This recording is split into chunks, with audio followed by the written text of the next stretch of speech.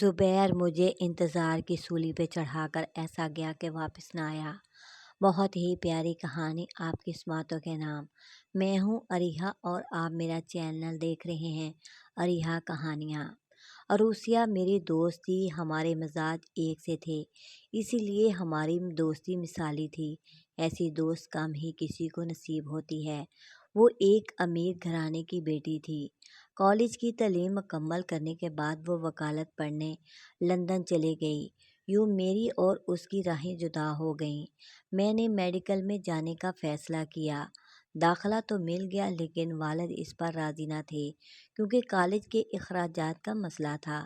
بہرحال بڑی مشکل سے والدہ کے سمجھانے پر انہوں نے اجازت دے دی۔ اب میرے سامنے سوائے پڑھائی اور محنت کے اور کوئی راستہ نہ تھا۔ شروع میں عروسیہ کے خطوط آتے تھے لیکن پھر یہ سلسلہ ختم ہو گیا اور میرا اس سے کوئی واسطہ نہ رہا۔ کالج میں میری کوئی عروسہ جیسی دوست نہ بنی، اکیلی تھی، اسی لیے وہ زیادہ یاد آتی تھی۔ سچ ہے بچپن کی دوستی اور بعد کی دوستی میں بڑا فرق ہوتا ہے۔ انہی دنوں میری واقفیت زبیر سے ہو گئی۔ وہ ایک خوشحال گھرانے سے تعلق رکھتا تھا، منفرد قسم کا لڑکا تھا۔ مجھے اس کی باتیں بہت اچھی لگتی تھیں، اسی لیے میں اس کے گروپ میں شامل ہو گئی۔ وہ میرا بہت خیال کرتا تھا۔ میرے دل سے تنہائی کا احساس ختم ہونے لگا۔ زبیر کے ساتھ دوستی میں خود کو بھلا بیٹھی تھی۔ سوچ بھی نہ سکتی تھی کہ زندگی کے کسی موڑ پر کوئی اتنا اچھا انسان ملے گا کہ اس کے ساتھ زندگی اجلی اجلی اور راستہ روشن نظر آئے گا۔ زبیر نے وعدہ کیا تھا کہ میں تمہیں زندگی کے کسی موڑ پر تنہا نہ چھوڑوں گا، لیکن ہم جتنے بھی دن ساتھ رہے اس کے بعد ہماری راہیں جدا ہو گئیں۔ ایک دن ہمارے گروپ کی ایک لڑکی تانیہ نے مجھے بتایا کہ وہ لندن جا رہا ہے اور تم سے ملنا چاہتا ہے۔ تم پرسوں میرے گھر آ جانا کیونکہ ہم سب زبیر کی پارٹی کر رہے ہیں۔ میں تانیہ کے گھر گئی اور آخری بات اس سے ملی۔ ہماری آنکھیں جدائی کے خیال سے نم تھیں۔ اس نے کہا میں ضرور لوٹوں گا، تم میرا انتظار کرنا۔ میں حوصلہ ہار بیٹھی تھی لیکن اس نے حوصلہ دیا۔ وہ میرے دل میں امید کی شمع روشن کر گیا۔ اس کے جانے کے بعد دنیا میرے لیے سونی سونی ہو گئی۔ میں اداس رہنے لگی۔ امی شادی کی باتیں کرتیں تو میں ٹال جاتی۔ پھر میں نے ایک اسپتال میں ملازمت کر لی۔ اس دوران زبیر کا کوئی فون نہ آیا۔ رفتہ رفتہ میں اس کی طرف سے نا امید ہوتی گئی۔ میری ہم عمر لیڈی ڈاکٹرز میں سے اکثر کی شادیاں ہو گئیں۔ امی کہتی کہ تم بھی اب گھر بسا لو، مگر میں نے شادی نہ کرنے کا فیصلہ کر لیا تھا۔ اسی دوران والد صاحب کا انتقال ہو گیا۔ دونوں بھائیوں کی شادیاں ہو چکی تھیں۔ بھابھیوں نے شروع میں میرا خیال رکھا لیکن بعد میں وہ بھی اپنی دنیا میں مگن ہو گئیں۔ یوں ہی کئی برس بیت گئے لیکن جس کا انتظار تھا وہ نہ آیا۔ سوچتی تھی کہ کاش ایک بار اس کی کوئی خیر خبر آ جائے یا کوئی بتا دے کہ وہ کہاں ہے، کیسا ہے اور کس حال میں ہے۔ اس نے مجھے انتظار کرنے کو کہا تھا، مگر انتظار کی بھی ایک حد ہوتی ہے۔ ایک دن ایک بزرگ مریض میرے پاس آئے۔ ان کا نام عبداللہ تھا۔ علاج سے انہیں افاقہ ہوا تو وہ عقیدت سے اکثر میرے پاس آنے لگے۔ مجھے بھی ان سے مل کر خوشی ہوتی تھی۔ ایک دن جب میں آپریشن تھیٹر میں تھی، آپریشن کر رہی تھی تو ان کے آنے کی اطلاع ملی۔ وہ میرے انتظار میں بیٹھے رہے۔ جب آپریشن سے فارغ ہوئی تو ان کے پاس آ گئی۔ کہنے لگے ڈاکٹر بیٹی میں آج ایک خوشخبری لے کر آیا ہوں۔ میرا بیٹا اور بہو لندن سے آئے ہوئے ہیں اور تم سے ملنا چاہتے ہیں۔ میں نے وقت دے دیا۔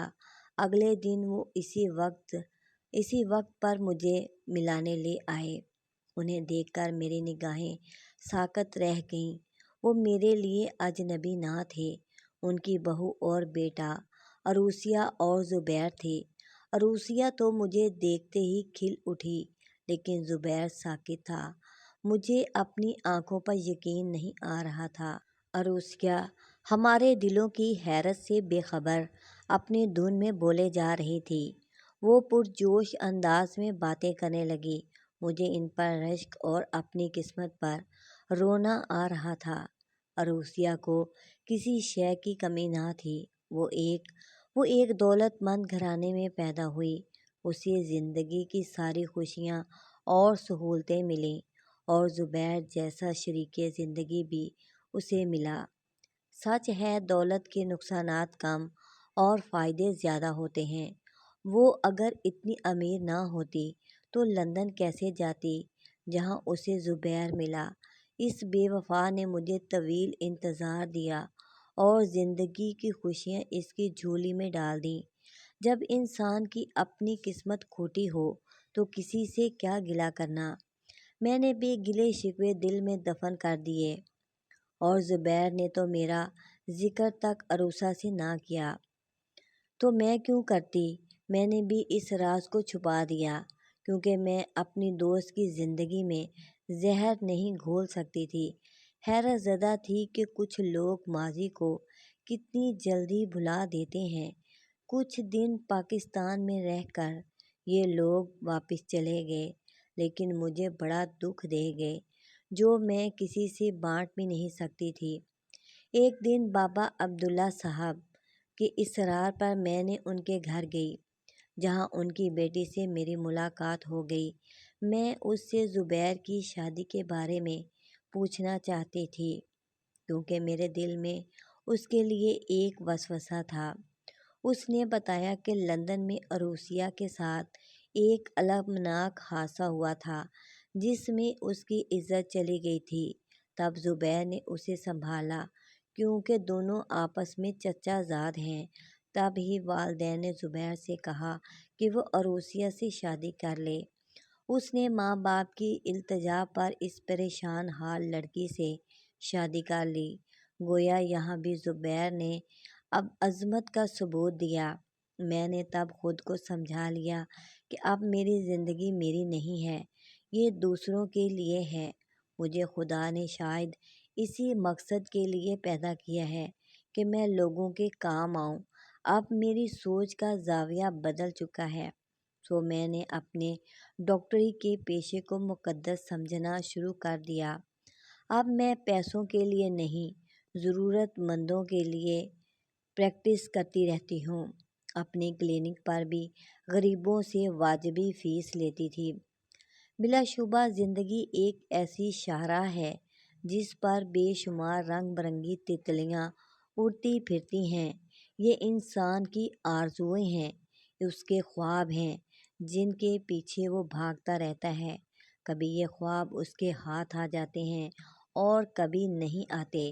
محبت بھی سفر زیست کا ایک لازمی انمول انگ ہے۔ اس سے بڑھ کر پرکشش چیز شاید ہی کوئی ہو۔ کوئی اسے پا لیتا ہے اور کوئی کھو دیتا ہے۔ میں نے اپنی محرومیوں سے سمجھوتا نہیں کیا، بلکہ انہیں بھلانے کی کوشش بھی کرتی تھی۔ بہن بھائیوں سے میرا مزاج بالکل مختلف تھا۔ مجھ میں اپنی ذات کی حفاظت کا احساس کچھ زیادہ تھا۔ بہن بھائیوں میں سے کوئی بھی ایسا نہ تھا جس سے دل کی بات کہہ سکتی۔ اس طرح کی بہت ہی اچھی اور پیاری کہانیاں دیکھنے کے لیے پلیز میرے چینل اریحا کہانیاں کو سبسکرائب کریں، لائک کریں اور بیل آئیکن کو آل پر پریس کر دیں۔